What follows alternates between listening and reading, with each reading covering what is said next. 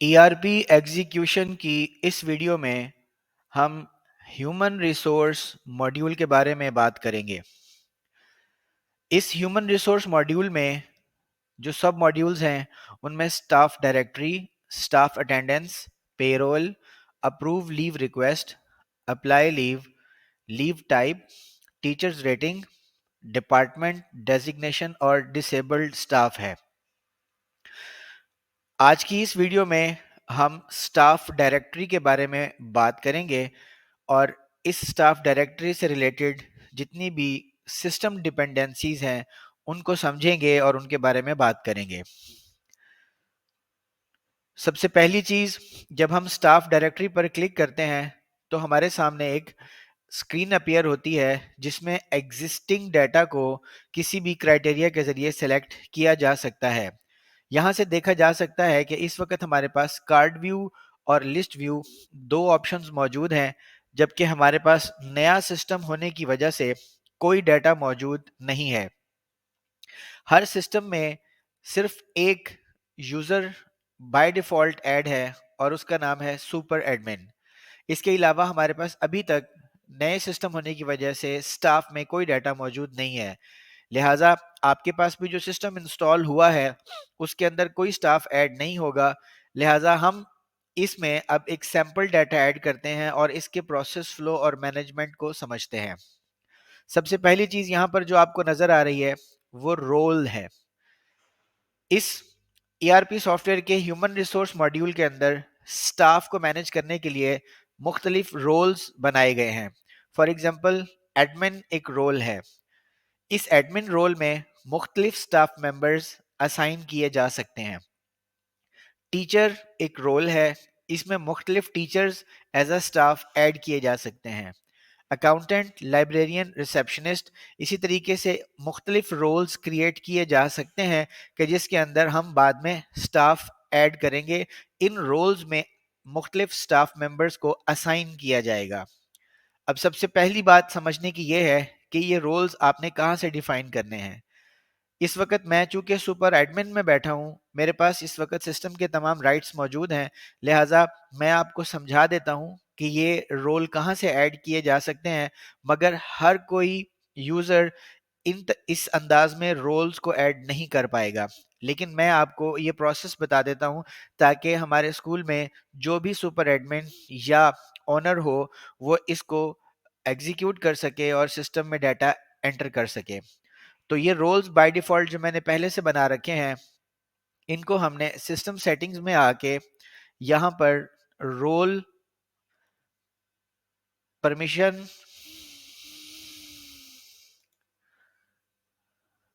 पर क्लिक करना है। तो आपके सामने यहाँ जो इनपुट डाटा फॉर्म है उसके अंदर नेम की एक फील्ड है जो कि रिक्वायर्ड है।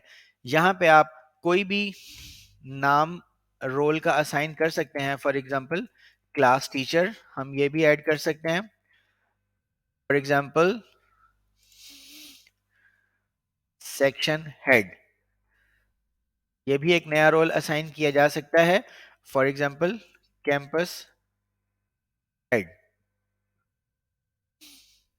या हमारे स्कूल में हाउस होते हैं, हाउस हेड। सेव। अब जैसे जैसे आप यहाँ पर रोल असाइन करते जाएं, रोल के नाम ऐड करते जाएंगे, वैसे वैसे आपके सामने राइट साइड पर इस रोल लिस्ट में ये सारा डाटा पॉपुलेट होता चला जाएगा। इन तमाम रोल्स के अगेंस्ट हमें परमिशंस असाइन करनी है कि क्लास टीचर हमारे सिस्टम में किन किन मॉड्यूल्स को और किन किन कामों को कर सकता है, किस किस चीज को एक्सेस कर सकता है।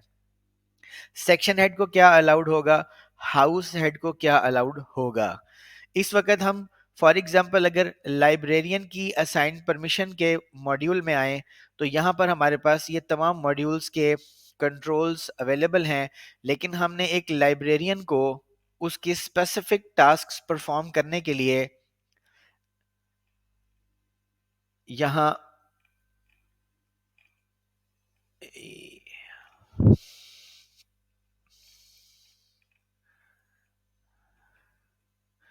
लाइब्रेरी से रिलेटेड तमाम एक्सेस अलाउ की है। फॉर एग्जांपल बुक लिस्ट में वो ऐड भी कर सकते हैं, वो एडिट भी कर सकते हैं, वो व्यू भी कर सकते हैं, वो डिलीट भी कर सकते हैं। इशू रिटर्न में वो व्यू कर सकते हैं, ऐड स्टाफ मेंबर को व्यू कर सकते हैं और ऐड स्टूडेंट को व्यू कर सकते हैं, और उसके अलावा बुक्स को इंपोर्ट कर सकते हैं। और as a staff member of school उनको जिन जिन चीज़ों की ज़रूरत है उनके यहाँ पर हमने सिस्टम उनको अलाउ किए हैं। फॉर एग्जांपल नोटिस बोर्ड वो देख सकते हैं, ईमेल अलाउ है उनको, एसएमएस अलाउड है, और दूसरी एसएमएस लॉग अलाउड है। इस तरीके से बुक इशू रिपोर्ट वो देख सकते हैं, बुक ड्यू रिपोर्ट वो देख सकते हैं, और बुक इन्वेंट्री रिपोर्ट भी देख सकते हैं, स्टाफ रिपोर्ट देख सकते हैं, बुक इशू रिटर्न रिपोर्ट देख सकते हैं, वगैरह वगैरह। जो जो चीज़ें उनके स्टाफ मेंबर होने की हैसियत से उनको यहाँ रिक्वायर्ड होंगी, वो तमाम परमिशंस हम यहाँ उनको असाइन करेंगे, और इस तरीके से ये जितने भी रोल्स हम यहाँ बना चुके हैं उन तमाम के अगेंस्ट इस असाइन परमिशन वाले लिंक को क्लिक करके हम यहाँ से उनको ये परमिशंस असाइन कर सकते हैं।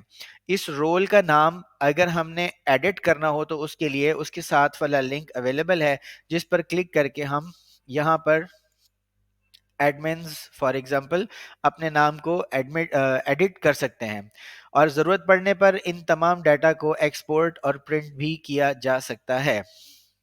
हम बात कर रहे थे ह्यूमन रिसोर्स में स्टाफ डायरेक्टरी की। तो स्टाफ डायरेक्टरी में जो सबसे पहली चीज हमें यहाँ नजर आ रही थी वो रोल्स थे। Admins, teachers, accountant, library receptionist, super admin तक पहले एडिट थे, और अभी हमने अपनी इस एक्सरसाइज में ये 3 रोल मजीद ऐड किए हैं। अब जब हम अपने तमाम रोल्स ऐड कर चुके होंगे जो हमारे स्कूल में इस वक्त इम्प्लीमेंटेड हैं, उसके बाद अगला स्टेप होगा कि इन तमाम रोल्स के अगेंस्ट अब हमें स्टाफ मेंबर्स को ऐड करना होगा। उसके लिए यहाँ पर ऐड स्टाफ का बटन है, इस पर जैसे ही क्लिक करेंगे तो आपके सामने एक स्टूडेंट डाटा एंट्री फॉर्म की तरह basic staff data entry form open होगा, और इसके अंदर मुख्तलिफ सेक्शंस बनाए गए हैं बिल्कुल स्टूडेंट फॉर्म की तरह, कि जिसके अंदर बेसिक इंफॉर्मेशन, और उसके बाद पेरोल, और फिर leaves, bank details, social media links और अपलोड के सेक्शंस बनाए गए हैं। सबसे पहली चीज बेसिक इंफॉर्मेशन है। ये स्टाफ के पर्सनल आइडेंटिफिकेशन की तमाम फील्ड्स हैं जिनको हम वन बाय वन फिल करेंगे। उसके बाद हम पेरोल और लीव्स, बैंक डिटेल्स और सोशल मीडिया लिंक्स के साथ साथ अपलोड डॉक्यूमेंट्स करने की भी प्रैक्टिस करेंगे। यहाँ पर एक मर्तबा फिर आपकी तवज्जो इस तरफ मरकूज करना चाहता हूँ कि हमारे इस फॉर्म के अंदर कुछ डिपेंडेंसीज हैं। अगेन कुछ फील्ड्स के साथ स्टैटिक है और कुछ पर ड्रॉप डाउन मेन्यूज हैं। जिन ड्रॉप डाउन मेन्यूज को हम ऑलरेडी पॉपुलेट कर चुके हैं, फॉर एग्जांपल रोल्स, जेंडर में ऑलरेडी ये पॉपुलेटेड डाटा मौजूद है, मैरिटल स्टेटस में ऑलरेडी पॉपुलेटेड डाटा मौजूद है, लेकिन डिस्क्रिप्शन सॉरी डेजिग्नेशन और डिपार्टमेंट में डाटा मौजूद नहीं है। और हम ये बात जानते हैं कि अगर इन दोनों में डाटा मौजूद नहीं होगा तो हमारा फॉर्म सेव नहीं होगा। इसी तरीके से एक और इम्पॉर्टेंट मैसेज यहाँ पर समझने की ज़रूरत है कि ये जो स्टाफ आईडी हम बनाएंगे, ये जो स्टाफ का डाटा हम एंटर करेंगे किसी भी पर्टिकुलर रोल के अगेंस्ट, उसमें जो ईमेल जनरेट होगा ये उस पर्टिकुलर स्टाफ मेंबर का लॉगिन यूजर नेम होगा। जिस तरीके से एडमिन अपने पैनल में आके और अपने डेस्कटॉप बेस इस डैशबोर्ड में आके और इस सिस्टम में आके एंट्रीज करते हैं और अपनी तमाम चीज़ों को व्यू करते हैं, तमाम स्टाफ मेंबर्स के लिए इसी तरह से अलग अलग पोर्टल होगा जहां पर वो इस यूज़र नेम के ज़रिए लॉगिन होंगे, अपना पासवर्ड देंगे, और उसके बाद उनके पास यहाँ जिन चीज़ों की एक्सेस होगी वो उसके ज़रिए से अपनी ड्यूटीज़ परफॉर्म करेंगे। तो उनको इस सिस्टम में एंटर होने के लिए जिस यूजर नेम की जरूरत होगी वो यहाँ स्टाफ क्रिएट करते वक्त जो ईमेल आईडी दिया जाएगा वही उनका यूजर नेम होगा, और यही मैसेज हम यहाँ पर भी आपको दिखा रहे हैं। Email is the login user name, password is generated automatically and sent to staff email. Super admin can change staff password on their staff profile page. अब स्टाफ जब हम एंटर कर लेंगे तो उसकी प्रोफाइल पेज में आपको दिखाऊंगा, या मैं आपको यहाँ पर सुपर एडमिन की प्रोफाइल पेज शो कर देता हूं।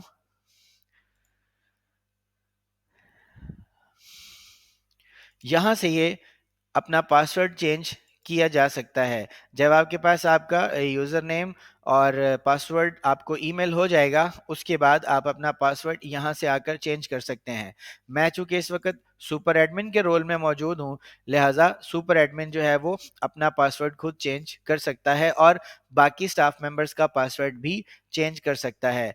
इसलिए कि अगर आप अपना पासवर्ड भूल चुके हों, तो फिर आपके पास एक्सेस ना हो सिस्टम ऑन करने की, तो सुपर एडमिन को कांटेक्ट करके आप अपना पासवर्ड रीजनरेट कर सकते हैं।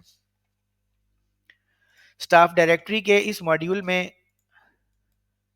जब हम स्टाफ एंटर कर रहे हैं, तो हमारे पास ये डेजिग्नेशन और डिपार्टमेंट की जो डिपेंडेंसी है, इसको रिमूव करने के लिए हमें इस फॉर्म में डाटा एंट्री करने से पहले यहाँ ह्यूमन रिसोर्स के मेन मेन्यू में आकर डेजिग्नेशन, डिपार्टमेंट और लीव टाइप, ये तीनों चीजें ऐड करनी होंगी।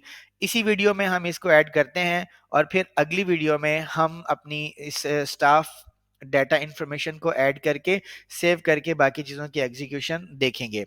तो सबसे पहले हम डेजिग्नेशन को ऐड करते हैं। तो डेजिग्नेशन में हमारे यहाँ स्कूल में सबसे पहला डेजिग्नेशन, सबसे इंपॉर्टेंट डेजिग्नेशन वो टीचर का है। रोल और डेजिग्नेशन ये दोनों आपस में डिफरेंट हैं। जैसे मैंने पहले कहा था कि एक रोल के against multiple designation, multiple staff add हो सकते हैं।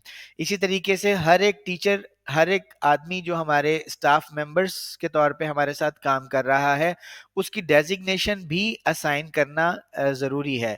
अब फॉर एग्जांपल दूसरा हमारे पास डेजिग्नेशन जो है वो एडमिन का है। तीसरा डेजिग्नेशन हम अकाउंटेंट का रख लेते हैं। चौथा डेजिग्नेशन हमारे पास प्रिंसिपल का है। पांचवा डेजिग्नेशन हमारे पास सेक्शन हेड का है। अगला डेजिग्नेशन हम क्लास टीचर का रख लेते हैं और उससे अगला डेजिग्नेशन हम लाइब्रेरियन का रख लेते हैं। उसके बाद हमारे पास हॉस्टल वार्डन का डेजिग्नेशन है। उसके अलावा हमारे पास स्टाफ सॉरी ट्रांसपोर्ट मैनेजर का डेजिग्नेशन है। और इस तरीके से आप सारे डेजिग्नेशंस को ऐड कर सकते हैं। डेजिग्नेशंस ऐड करने के बाद अगला काम हमारा डिपार्टमेंट्स को ऐड करना है। हमारे पास जो मल्टीपल डिपार्टमेंट्स इस वक्त सिस्टम में काम कर सकते हैं, वो उसमें फॉर एग्जांपल सबसे पहले एडमिन डिपार्टमेंट,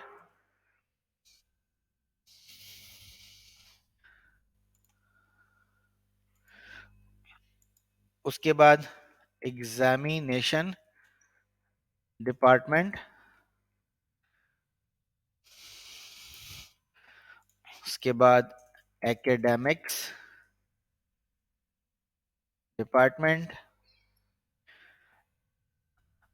उसके बाद स्पोर्ट्स एंड एंटरटेनमेंट डिपार्टमेंट, उसके बाद finance department. Admin and finance department इकट्ठे भी हो सकते हैं। और उसके बाद साइंस एंड टेक्नोलॉजी डिपार्टमेंट। और इस तरह से और भी डिपार्टमेंट्स अगर स्कूल में वर्क कर रहे हो तो उन तमाम को ऐड किया जा सकता है। अब डेजिग्नेशन ऐड हो गए, डिपार्टमेंट्स ऐड हो गए, उसके बाद अब हम लीव टाइप्स की तरफ मूव करेंगे कि हमारे स्कूल में कितनी तरह की लीव टाइप्स अलाउड हैं।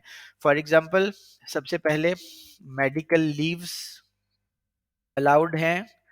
उसके बाद कैजुअल लीव्स अलाउड हैं। उसके बाद एनुअल लीव्स अलाउड हैं। and next to that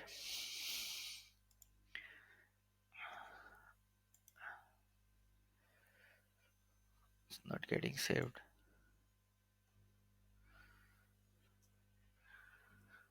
maternity leaves allowed हैं। तो ये 4 किस्म की लीव्स हमने इस वक्त ऐड की हैं और आप मजीद भी ऐड कर सकते हैं। तो इस तरह से डेजिग्नेशन, डिपार्टमेंट और लीव टाइप्स ऐड करने के बाद हम स्टाफ डायरेक्टरी में जाकर किसी भी रोल के अगेंस्ट अब स्टाफ मेंबर को ऐड कर सकते हैं, क्योंकि हमारी अब ये सारी डिपेंडेंसीज मुकम्मल हो चुकी हैं। अब आप देख सकते हैं कि रोल में भी डाटा मौजूद है, डेजिग्नेशन भी मौजूद है, डिपार्टमेंट में भी मौजूद है, जेंडर में भी मौजूद है और मैरिटल स्टेटस में भी मौजूद है। और इसके साथ साथ अब लीव्स वाले सेक्शन में भी हमारे पास ये चारों सेक्शंस अवेलेबल हैं और हम इसमें डाटा एंटर कर सकते हैं। तो चलिए एक रिकॉर्ड एंटर करते हैं कि स्टाफ आईडी, फॉर एग्जांपल कोई भी हम स्टाफ आईडी असाइन करते हैं, उसका रोल एडमिन होगा, डेजिग्नेशन एडमिन होगा, उसका डिपार्टमेंट एडमिन होगा, उसका first name for example Mohammad Alam और उसका लास्ट नेम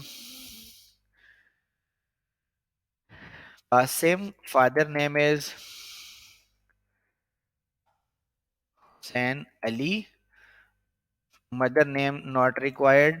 और इसका हमने अब पासवर्ड रखना है, अगेन ईमेल रखना है, अगेन ये यूजर नेम होगा, तो लिहाजा हमें इसको इस अंदाज में रखना है कि इसकी मुकम्मल पहचान की जा सके।